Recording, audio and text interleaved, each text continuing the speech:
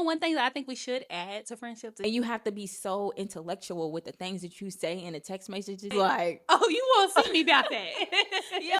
What's up, Mentally Rich crew, and welcome back to the Mentally Rich podcast. I'm your host, Manaya Reed, and of course, if you tuned into the first one, then you know this is the podcast where the mindset comes before the money. Let's get right into it.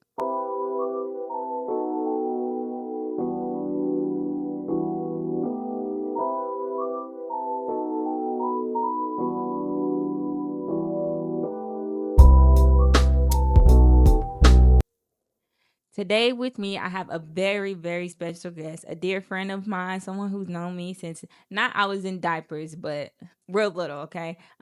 She is a very amazing woman. She is someone who I really do look up to, whether it's content, business moves, anything, just personality, honestly. Like, I really do love her down. She is the rug lady, DEJON Marie. Hey, Richies, it's DEJON Marie. Yes, I'm the CEO of Over Tough Rugs. So, yes, I do make handmade custom rugs, and I'm excited to be here with you guys today. I definitely hope you guys enjoyed this episode. DEJON is the first guest on the Mentally Rich podcast. I'm so excited. I know I asked, like, who did y'all think the next guest would be? And I'm surprised nobody said your name. No. They be counting me out. They do. They be counting me out. And I think, too, like, of course, I still have a small following. So some people may not know you, but I hope in this episode they get to know you and they follow you and they join the journey and they buy a rug. Because if y'all don't buy a rug, yeah. But like I said, I hope you guys enjoy this episode and let's get into it. So like you mentioned, you are the owner of Over Tough Rugs and I called you the rug lady. So let's just go a little bit more in detail and give the audience a little bit more about what that is. You know, what is Over Tough Rugs? Break it down a little bit more into what you do. Okay, so I make handmade custom rugs. But it is more than that. I love rug making because of the simple fact that it helps me tell a little bit about other people's story, but it is a big part of my story as well. So I could put anything that you want on a custom rug. So whether it's your face, custom card match, your business logo, rugs for people's nursery rooms. So. Okay. And how did you get into making rugs? Like, is that just something you was like, you tried one time and you seen you was good at it, or it was like you specifically wanted to get into the rug making business? No, it's kind of one of those things, like when God just have something for you, it kind of leads that way. I was just doing like little DIYs as girls, trying to figure out what was next for me in my story and who I am and what I wanted to do. It was actually something, I took a class. Okay. One of the fun classes, you know how you do like a paint and sip. It was kind of a tough thing. I came back home and I kind of liked it. So I did it therapeutic. It was just a hobby, and the hobby kind of turned into actual business. And then business turned into back to content creating. And then it all just come together in one. So. Okay. So what do you feel like has been the biggest challenge within like making the rugs? And, you know, of course, that's not something as easy as just curling a piece of hair or anything like that. Like there's so much that goes into that. So just give a little bit like, what do you feel like the biggest challenge was for you in starting that? And of course, nobody's perfect, but really perfecting the craft to where it's like, okay, now I'm ready to start that business. I feel like maybe the biggest challenge in what I do is different from anybody else's, because like if you do hair, then you can go to somebody else for advice and ask. I feel like there's not really a lot of people who do what I do. Yeah. So whenever I do meet a mark where it's like, oh, okay, well, I don't know how to do this or I don't know how to do that, I really don't have nobody to go to ask those questions. So I have to figure it out. And yeah, you would say like, oh, go look online. But believe it or not, the same how people gatekeep in all other crafts or businesses, they do in mine a lot too. Like you comment and be like, oh, how do you do this or how did you do that? And they won't give more information on it. So really just having to stay motivated mentally by myself when I don't know how to fix the issue, and know that you have to just figure it out one way or another. So that would probably be the biggest challenge in the craft that I do. Definitely. And people definitely do like gatekeep a lot. I don't even understand it because I'm definitely one of those people. I want to see everybody win, like regardless of what it is. It's enough money out here for all of us to make it. So why do you feel like you have to gatekeep something? And a lot of the times it's something that you learn from somebody else. So why do you feel like you can't share it with the next person to help them prosper and build what they have going on? But what do you think? Like in the long run, where do you think Over Tough Rugs is gonna go? Like, is that something that you want to just continue to build with rugs? Is it something that you can do differently within that? Like, can you tough something else? people make all types of things. Of course, it was never really a dream of mine. I recently have been I'm a big reader. Because I feel like that's another way that you can mentally become rich. Yep. So I've learned recently that, how can I put this? Recently, that your purpose isn't always what you do, but it's how you make people feel when you do it. So I've kind of been looking more into that, because I feel like one of the big parts in me doing rugs, and my favorite thing about rugs, is the bond and the opportunities and the resources and the people that I meet while doing it. Yeah. So I do want to grow bigger with Over Tough Rugs, but do I think that it will forever be a rug thing? No. Okay. But I do believe that I want to grow more as far as with the people that I encounter when I do rugs, if that makes sense. Yeah, that makes sense. That makes perfect sense. I love the whole rug thing. Like, I'm not gonna lie, like you said, there's not a lot of people in Louisville that do rugs, and I think the few people that do, like, they've came to you for advice, and you've like given them a class on it. And I love, like, every time that I see a rug, and I can't wait to get one. Honestly, like, I've been thinking about, like, what am I gonna put on a rug? Like, I honestly don't know. And I'm not one of those people, like, when I decorate my house, I'm not one of those really, like, colorful, like you said, crafty people. So it's like, I don't want to just get anything. I gotta get something that, and it's personalized. yeah, so like, I have, meaningful, meaningful to me. Yeah. And I'll be seeing the ones you make, and I'll be like, I just know she can make something dope, but I just gotta come up. I feel like I gotta test people sometimes. Like, I gotta come up with something that's like, okay, Mania, what were you thinking when you? But I love that though, because majority of the time people get the same stuff, and it's just like, do something big, go big or go home. Like, it's something extravagant, something I've never done before. But usually they're like, oh, can you just remake this? And I'm like, no, I hate. And it's sad to say, but I hate being like everybody else. Like, that's one reason why I don't get into a lot of the. That's why I'm here doing this podcast. Like, it's not that many podcasts here in Louisville, and if they are, they're not speaking on what I'm speaking on. Like, somebody asked me if my podcast was going to be messy. Absolutely not. Like, it's enough messy stuff going on in Louisville. I don't think we need to bring that. Need no more influence. Yeah, we don't need to bring that over here. But I definitely feel like, too, it has its pros and cons when it comes to being like everybody else, and, you know, branching off and being yourself and doing your own thing, because not everybody likes people that are different. Not everybody likes people that are, you know, off to the side. And one thing I had to instill in my brain is everybody's not going to like my podcast. Everybody's not going to tune in. Everybody's not going to like the concept of it. But my audience is my audience, and it will find you. Yeah, like, it will find me, and I don't have no problem with that. I honestly feel comfortable with the growth, the journey that I have to go on to get where I need to go. I know I'm not going to start off with 100,000 followers, and I think that's what I like about me starting this podcast. Right now, I only have, like, I think it's like 600-700 followers. I started my page. Yeah, I started my Instagram over a year ago. So, like, now it's back to basically building from ground zero. Like, so honestly, I love a growth, and I love a growth journey, and I love for people to see, like, oh yeah, she literally started from the bottom. It's definitely been a journey. And you have what, like 10,000 followers on 21K. 21K. Okay. And how do you feel? Like, how does it feel to know that there's 20? Like, of course, when you look at the page, it's just 21K, but that's 21,000 people. Like, how does that feel? Honestly, I'm not gonna lie, it makes your anxiety very bad, depending on who you are. And I try not to go so big into it, really. So it's an amazing thing, and I'm blessed. And shout out to the Rugrats, because I appreciate you guys. We're gonna continue to keep growing.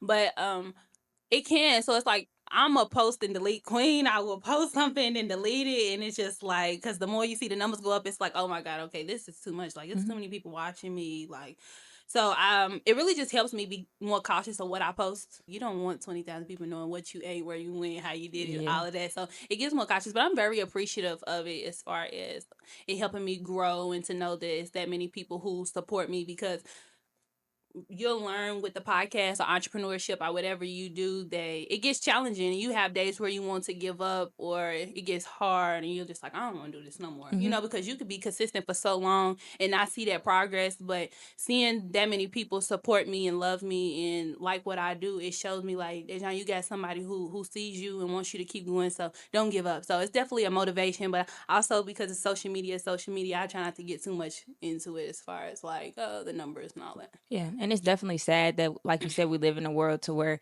you have to watch what you post, because you never know who's out there can be envious or even stalking you on social media. Oh, I've experienced the stalker moment. I've had somebody run down on me, like in traffic, chase me down. Kid you not, they just wanted a photo or whatever. But I've already experienced that, so it's a very scary thing. Yeah. It pushes you to be more closed off, and like you said, watch what you post when you post it. Yeah. And I feel like both of us are very private people. Like I'm always one of those people. Mind your business. Like I definitely don't like my business all in people's ears all over the social media. Like I don't, but with having a social media presence, like sometimes you just have to let those people in just a little bit, and like just enough to where like they are intrigued in what you're posting and the content that you make, but they don't know enough to where it's like, oh yeah, I'm gonna pull up, like to where it gets scary. Two of my favorite influencers is Diera and Des Dior. Yes. Because I feel like they both, have a good balance. Yeah, they definitely do. Like they show us enough to where it's like, okay, I'm intrigued, but yeah, it's never too much. Like, and I feel like that's something that like is great motivation for girls like us, because of the simple fact, like it's hard finding that balance, because I'm currently going through that transition right now, because I feel like I was kind of stagnant and like, okay, what do I need to do next in my business to help me grow to the next level? And I do feel like influencers, entrepreneurs, no matter what you do, I feel like the people want to know another reason why they can relate to you. So it's like, okay, you love what I do, you love who I am, but you want to be personal with me, you want to know more about my life and how we relate, what makes you just as human as I am. And it's just like, with me being a private person, I really don't know how to give that balance, okay, or like to give y'all some more of me, but not give y'all too much. So they're definitely motivation for the girls. Yeah, and I could take some notes, because I need help with the balance. Definitely. This episode is going to be titled The Friendship Audit.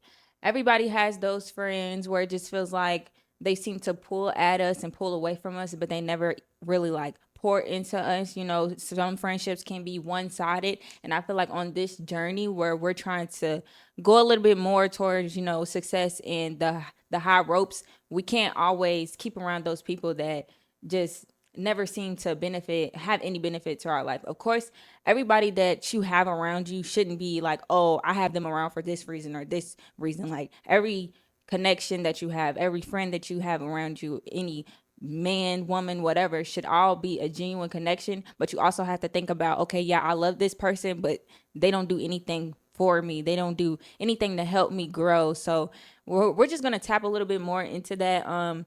Just because I feel like that's a big thing in today's society, honestly. Like a lot of women are chasing after men who, got a lot of money in their pockets, and it's never a genuine connection. And it's like, oh, they only think about what someone can do for them. It's not two people coming and meeting in the middle. It's always like, oh, you're over here, I'm gonna come over there, and we're gonna meet here. So have you ever experienced anything like that? Have you ever had a friend where it's just like, baby, you always want to know something from me, but you not helping me in any type of way? Like, what are we gonna do there?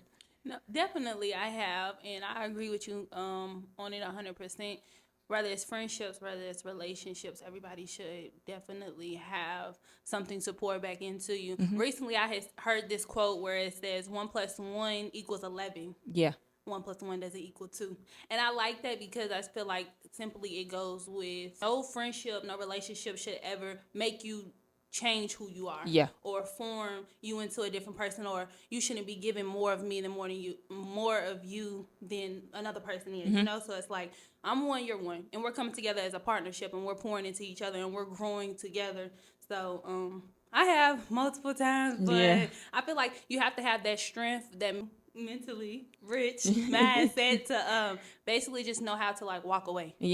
Even though it's hard, because if somebody's not pouring into you, you're never going to like progress. One person's progressing, and then it makes it mentally damaging, and it just destroys and everything that you have going on. Yeah, and I really feel like when we start to grow within ourselves, like, and we tell that to the people around us, sometimes it can be like a situation where it's like, oh, so now you're not gonna do X, Y, and Z with me anymore because you think you're better than me. Like, and I hate that a lot of times, and it's a lot of times within females, like it comes with this thing of like envy, like, oh, you feel like because you can do blah blah blah blah, you just gonna leave me behind. And I hate that people look at it that way, instead of looking at it like, okay, you're on this growth journey, I'm gonna get on it with you, because we can both make it to the top. Yeah, and we can learn from each other. And of course, there's sometimes where it's like, I might be up here and you might be down here, but as long as you're working to get up there with me, like it's okay. Yeah, we can continue our friendship, relationship, whatever it is. But that part where it's like, okay, I told you that I'm trying to get here, and I started here, and I'm kind of in the middle now, and you still down there at the bottom, and it's been 2-3 years. It's like, okay, now what we gonna do? Because I can't keep I can't keep pouring so much into you and telling you what to do and helping you, but you don't even want to help yourself. Right. And I feel like a lot of times that is the problems. People don't never want to help themselves. They just want people to show them the ropes and help them, like help them do it for them and do everything. Like I said, it's a female thing. I don't really see it much in males, but I do know sometimes men can get envious to the point where it's like basically, I've been watching what's the show, Bel-Air, with Will Smith, but it's the rerun or whatever.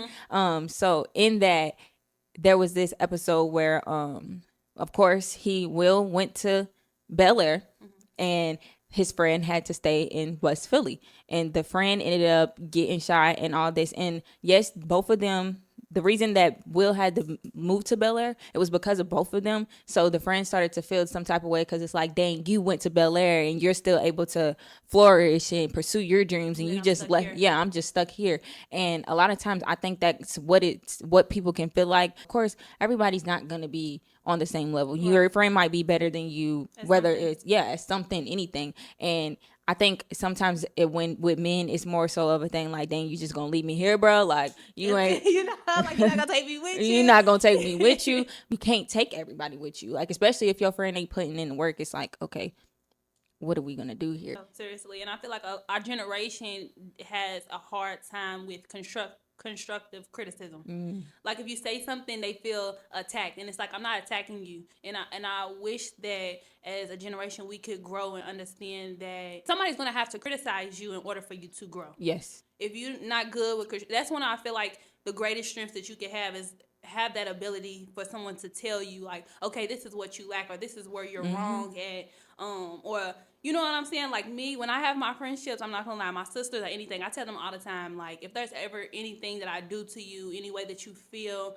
I let them know from the jump. Like, in order to be my friend, I need you to tell me if I made you feel away, if I'm lacking something, if I didn't do something right, if I didn't speak right, because at the end of the day, we're all living here one time. It's all our first time. I'm going to make a mistake. I'm going to mess up. I may not say something right. So I feel like people just need to learn how to be able to accept constructive criticism and then be able to move on from that, or grow from that, or learn that you could take traits from people or advice from people and understand that, like, it's okay. Yeah. It's so crazy that you mentioned that, because when I was doing my Get Ready With Me this morning, I was going to talk about constructive criticism. Really? Yeah. But I haven't really gotten used to, like, talking while doing those yet, because it's just, like, hard. I'm not a multitask type of person. Like, I honestly can't multitask in that type of way to where it's like I can sit and talk about one thing and do another like at the same time. Like, I definitely can't do that. So and I love that you just brought it up, because I feel like with the constructive criticism thing too, the biggest problem that people have is the way that they go about the constructive criticism. Sometimes it's not always what you say, it's how you say it. And I've realized that I am honestly not a victim.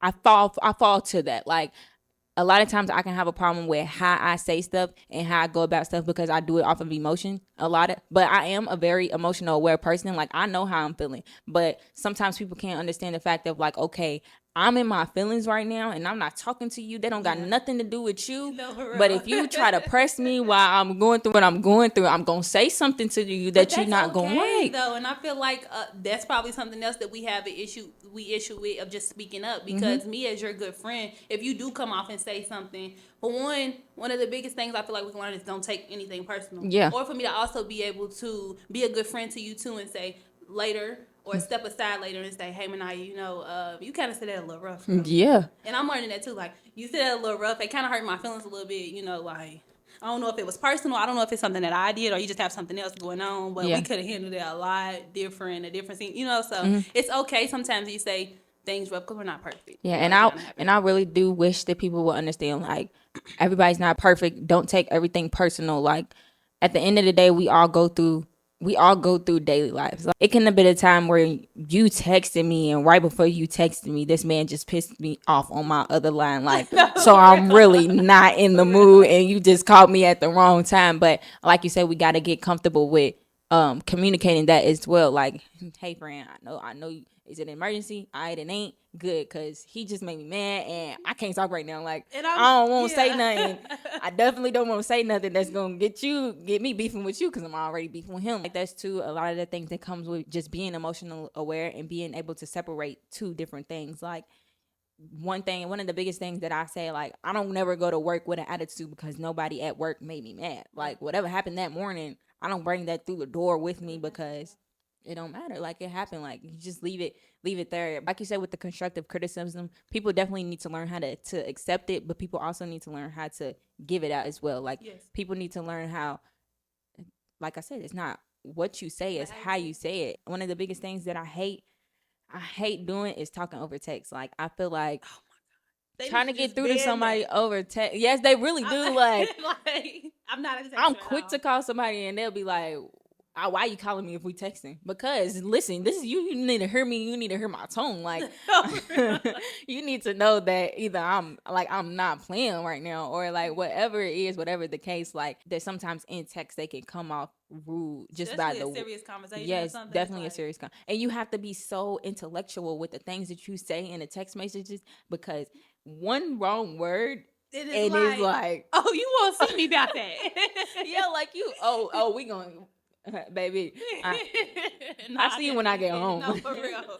And I like, as friends, like, of course it's not that easy. Whereas, like, as your partner, it's like sometimes you are coming home to your partner, so whatever y'all argue about while y'all was at work, like, y'all can come home and talk about it. But as friends, like, you don't know when the next time you're gonna see your friend. You don't know when it's gonna be that time where it's like, okay, we can hash this out over, I'm ready to see her and we can hash this out, we can talk about it and stuff like that. I get into it with my best friend a lot. Like, my best friend basically like my sister. We've been knowing each other since we was 7 years old, and we're literally like polar opposites, like fire and water, literally. Like, I'm a Leo, she's a Pisces.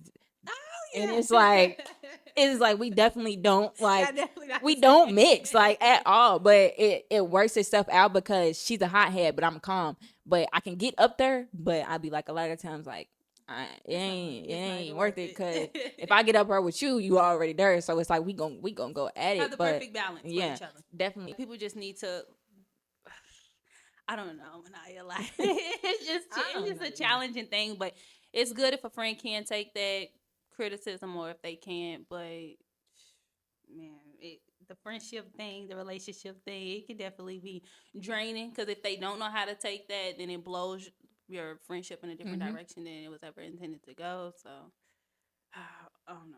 Yeah. As far as pouring, like, just being able to pour into your partner, your friend, whoever it is, like, it's so much that comes with it.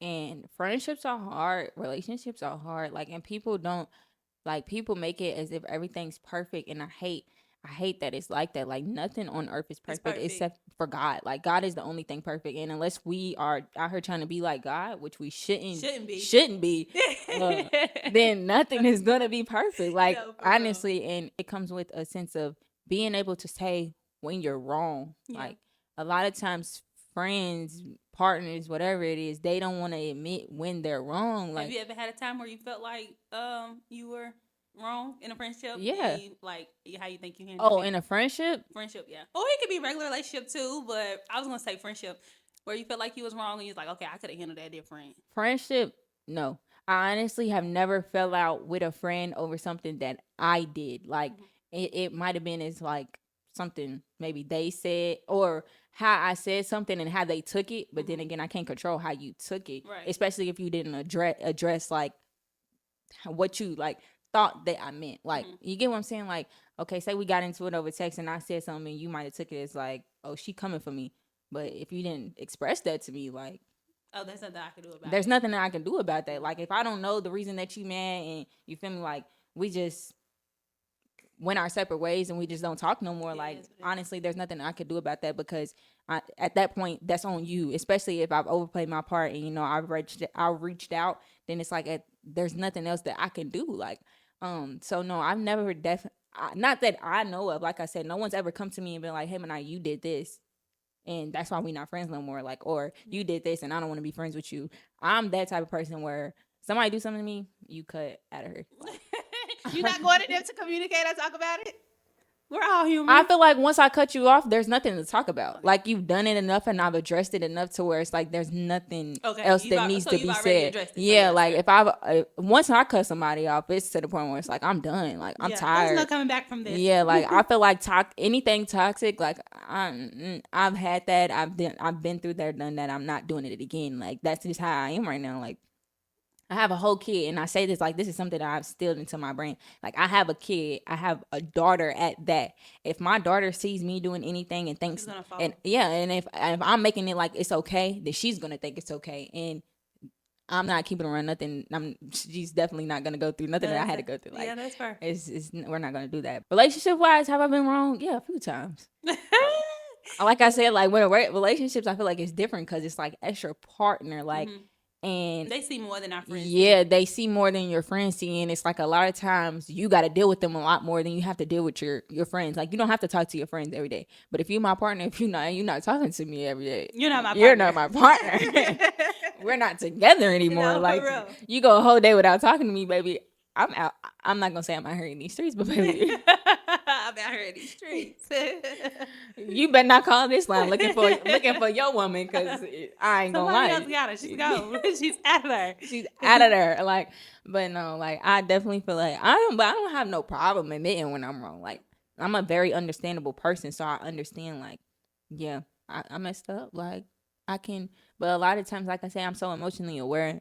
It's never my wrongdoing. It's never me who, did the bad thing. So I have a hard time balancing that because I'm such a self-evaluation type of person. Whenever it's a situation that happens, I'm really big on like reevaluating how I handled it, or was it my fault? Because like I said, there's really no ever right or wrong, because everybody's entitled to their feelings depending on what the situation is. So I've had my times where I felt like I maybe was wrong. But then again, it's like, no, because these are my feelings too. And I also have boundaries too. And you just didn't understand my boundaries. But I don't know. It could go right or left. But yeah.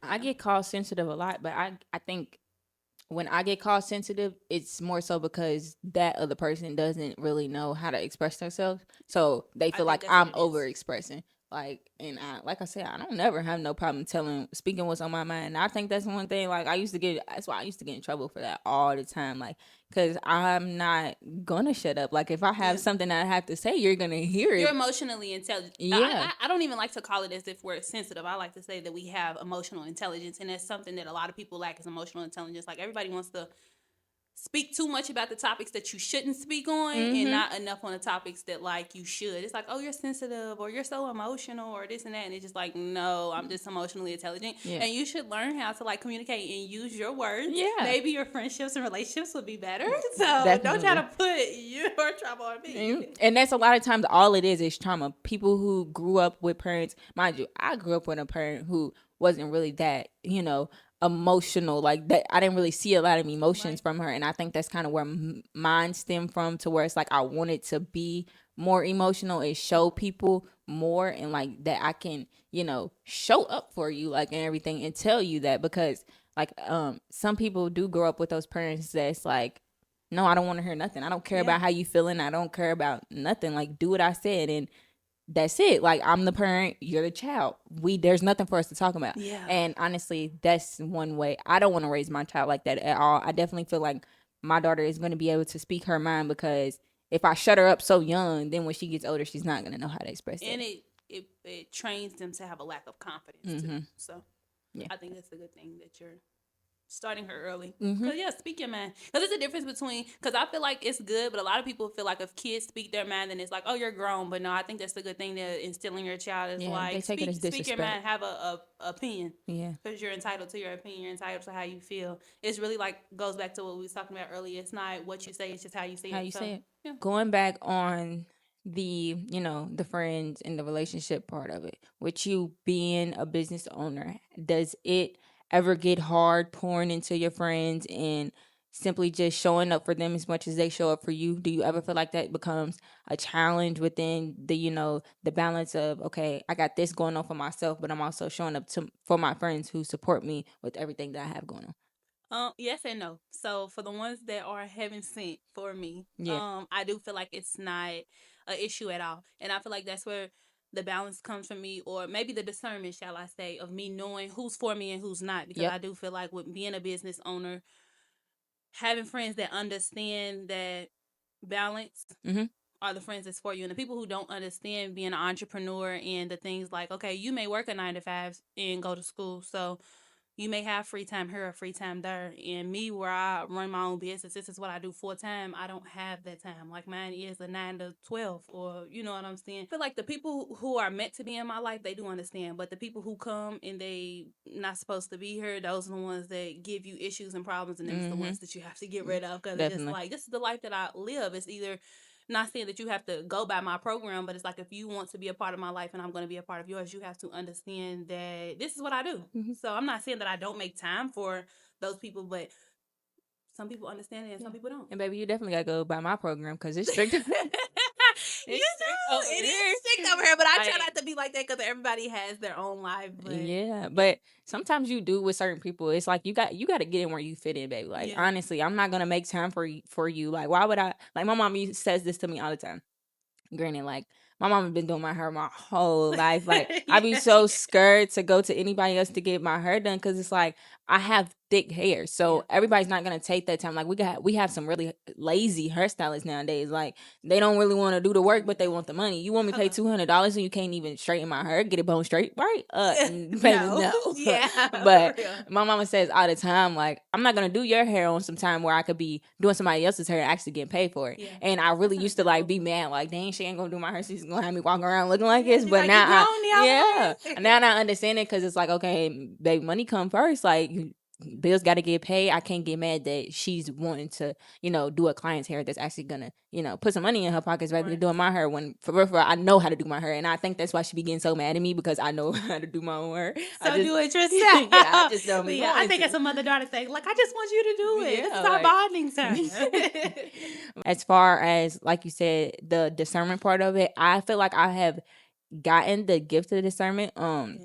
And it's a blessing and a curse all in one, because when you feel like somebody loves you or is for you, or, you can have such a strong connection with somebody, and it simply just be like those red flags. And a lot of the times, having the gift of discernment, you really have to pay attention to those red flags. Like, not all the time can we know straight off rip. Like, and I'm very observant person. When I go into rooms, I don't just, walk in the room and I'm my chippy self off rap. Nah, I gotta sit back for a second, see. I gotta see who's in here.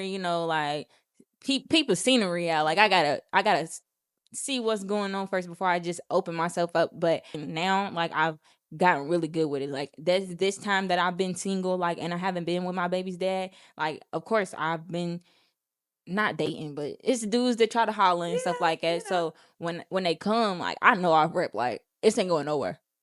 And I don't have no problem with cutting ties quick. Like, you out of here. I'm not pressing nobody. I'm not stressing nobody. Like, I'm one of those people too. I like to, when I have a partner, I really like to talk and be on the phone. Like, I want to see you, all that type of stuff. So, and I feel like the only way you really figure out who a person is. That's the only way you can really get to know a person. Like, how we gonna get to know each other just texting? We're not. And I'm not a texter. I be trying. I can't text you. And honestly, one thing that I realized, like, if I really don't like you, I'm really not gonna text back. Like, honestly, and my friends hate it. Well, I can't even say my friends, but people hate it because they'll be like, "Oh, man, I ain't mess with him. He da da." I don't care what he do. I don't care what he got, baby. I know if it's not gonna be genuine, like, what's the point of me even trying to pursue it? Like, if I just want to mess with him because, oh, he got money. Yeah, for real. And it's like, nowadays, I feel like that's what everybody's going after. But it be those people who lack the emotional intelligence or the wisdom, or the people who can't pour into you, because, like, they feel nowadays, the generation entirely, whether girls or women, they feel like money is enough, and it's not. It's not. In a friendship and a relationship, you have to know how to, like, speak, have a conversation, like, just do so much more than have money and go out and spend money, baby. We can't sit in the house bored.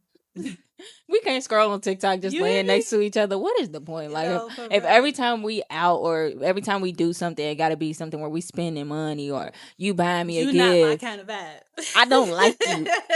If all I want from you is some money, baby, I don't like you. And I've learned that so much. Like, it's just the power of someone's presence. So it's like, if we can't be friends or in a relationship and I can sit in a room with you and be silent with you, that means so much to me. Because me, I am a person who likes isolation, even though I'm learning that it's not a healthy thing. Yeah. Or even if it's not isolation, sometimes I just like being quiet. And I feel like a lot of people come around me because they know my personality from social media and they expect me to be that loud, energetic, which that is who I am. But I'm human too. So I have times where I want to be quiet. You know, or I just want to have like casual conversation like how we're doing now. And a lot of people don't accept that. So yeah, if we can't sit in the presence and like just scroll on TikTok next to each other, or you just lay that way, I lay this way, it just, you know, silence, and no. And I'm definitely one of those people. I love to have conversations. I love to have meaningful conversations. We can talk about our future for hours. Like, that's the type of person that I am. I feel like as human beings, it's like a balance thing. Like you said,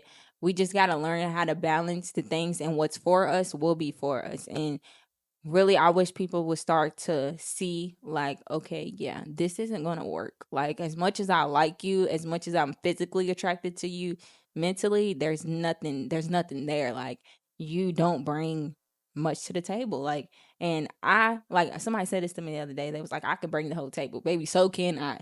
Okay. Cook, clean, business, money. What are we talking about? Like, so when people come to me, it's like, oh yeah, you got money, but what else do you have? Especially like when it comes to relationships, can you lead me? Can you help me? Can you tell me when I'm wrong? And as far as friendships, like I said, can you correct me when I'm wrong? Can you be there to have my back when, you know, things like this gotta go on? Like, I'm only one person. I can't do 1,000 things at one time. I know what I bring, but that sense of not knowing what somebody else is bringing when they're coming to you or coming into your life, I think that's a scary part.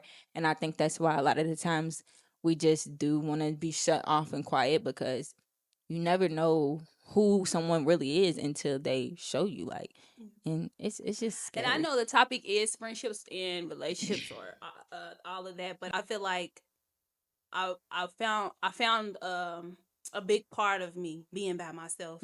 So I don't know. You know how you said like that discernment? I feel like being by yourself strengthens your discernment. And then, so it helps you. So I feel like, but it takes for you to be by yourself and learn who you are and what you want. And I feel like a lot of us don't have that trait to know who you are as a person. So it takes for you to know who you are to know what you could bring to the table. Nowadays, like you said, everybody feels like, oh, I could bring the table, but it's like, do you even know who you are? Yeah. Do you even know what type of table you're bringing? Because you may have a table, but that table might only have 2 legs. Yeah, especially when you're just around. So, and you're around people all the time. Like, I can see it a lot of times in females when they're just around people. A lot of the times, it's like they all act alike. Like, who are you by yourself? Like, who is Sophia? Who is Layla? Like, who are y'all? Like, y'all, okay, I understand y'all as one, y'all best friends, but separate, what do y'all do? Like, what do you do to pour into yourself? What do you do to pour into yourself? Like, as separate, like coming back to that 1 + 1 = 11. Like, who are y'all separately so that y'all can be stronger together? Like, if y'all are the same person, what's the point? Like, if y'all both think alike, what's the point? Like, just how they say, like, birds of a feather flock together. Yeah. If y'all both think alike, it's not gonna help. Like, if y'all like blind leading the blind, baby, I can't. There's nothing that's gonna change. One into another glass that it's not. Y'all just like feeding off the same. And that's another thing when it comes to like having friendships, relationships. I feel like if we don't, it's like a mandatory thing for me now. And if I can't learn from you, then I can't be around you. And I'm not saying that like, oh, that means that there's beef, because I feel like that's a bad thing too. Like, people feel like, oh, because we've outgrown each other that we have to beef each other. No, just because we outgrown each other doesn't mean that we're beefing towards each other. It just like means that we're outgrown each other. Yeah, like you played, you know, like you may have cheered in high school, but you may not cheer now. So it's just simple fact, like, but you're not against cheerleaders or anything like that. So it's just, I feel like that should be a normal thing that people should understand too, that we've just outgrown each other. And you played a huge role in my life. Yeah. And I feel like every friendship, you should take a lesson from everything in your life. Yes. Like whether it's friends, a job, a coworker, like no matter what it is, there should be a lesson when you leave it every single time. Like when you leave a friend behind, okay, think about the things. What went on within that friendship? Things whether you don't want it to go on in the next friendship or you feel me, like whatever it is that co-inspired, like I don't even think that's the word I was looking for, but I know what you mean. yeah, I honestly don't know, but yeah, it's there. If you get it, you got it. But whatever happened within the friendship, like you just gotta take it and be like, okay, we're not friends anymore. Yeah. There's no beef. We still speak when we see each other, but honestly, like you said, we don't see eye to eye anymore. We're not for each other. We've outgrown each other, and that's okay. The faster people understand that things are just not personal or anything's not targeted to you, then everything. And like you said, one thing that I think we should add to friendships is just the simple fact that, like, I seen this on TikTok where it's like you do evaluations. Like, so if we choose to go our separate ways and not be friends no more, or you can do it in a relationship too, but it's like, let's sit down and have a reevaluation. Like, what is something that you feel that I can change for my next relationship or in my other friendships? I feel like that would help a lot of people grow. But that goes back to what we were talking about earlier, is like people can't take constructive criticism. And that just comes with being mature. A lot of people But I do aren't think mature. that's something we should do. That it's is. just like, yeah, that would help. You know how like you do like a 30 days when you're at work, they do like a 30-day evaluation, like what you need to improve on, what you need to improve on. Like, yes, we need to do that because do they even feel do like that you anymore? can work on your communication. I feel like they just do 30 days and then they fire you. I don't even think they do the 30 days evaluation anymore. No, but for as we wrap up this episode 2, the friendship audit, I hope that you got some meaningful words out of this. I hope that we spoke something into you that you might, go to your friends, go to your partner and just tell them like, hey, I think we need to work on this. I think we need to work on that. Or maybe now you feel like there's someone in your life that you need to cut ties with. I hope you just, try that reevaluation thing. Like, hey, I don't think this is going to work anymore. Like, I feel like we should go our separate ways. There's nothing wrong with you. There's nothing wrong with me. I just feel like we've outgrown each other. We've been friends for a long time. Whatever the case may be, maybe try that reevaluation thing. Like, what do you think that I need to work on going forward? And tell them also what they need to work on going forward.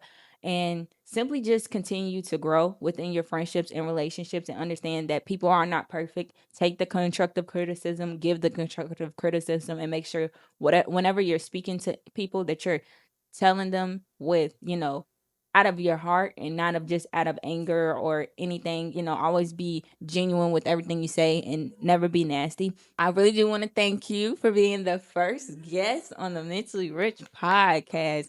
How do you feel? I feel amazing. I want to thank you for inviting me and allowing me to be your first guest. I am very proud of you because you're official. Yes. I've watched you grow for a very long time, and I feel like this is your thing. So I just want to give advice to you. I know we're giving advice to them, but I want to give advice to you to just keep going because you're doing your thing. Thank and I feel you. like Thank this is you. your lane. So thank you, and I appreciate you for having me. I appreciate you for coming, and you just want to shout yourself out so our listeners can follow you. Yes, of course. Like I said, my name's DEJON. You can find me on all social medias at Over Tough Rugs because I do make handmade custom rugs. So I would definitely like to do some work with you guys. But yeah. On this episode, I hope that just you learn something and you take something. That is my main key thing that I want to make sure that I'm doing in every single episode is giving some advice that people can take into their daily lives and implement it. I never want to just be like someone that's just coming on here just talking and just chit chatting. It's definitely going to be a lesson in every episode. Like I said, everybody that comes into your life, there should be a lesson learned. Like whether it's they're still in your life or they're out of your life. Like always, you should be learning something from every single person that you come into an encounter with. And sometimes you might learn something from them, and that lesson that you learn is I can't listen to nothing that they say. Like they don't know what they're talking about, because sometimes there are people that don't know what they're talking about. And sometimes those things, lessons aren't always good lessons. Sometimes they're bad lessons, but I feel like that teaches us in life. But just because it's a bad lesson doesn't mean that it's not good for you.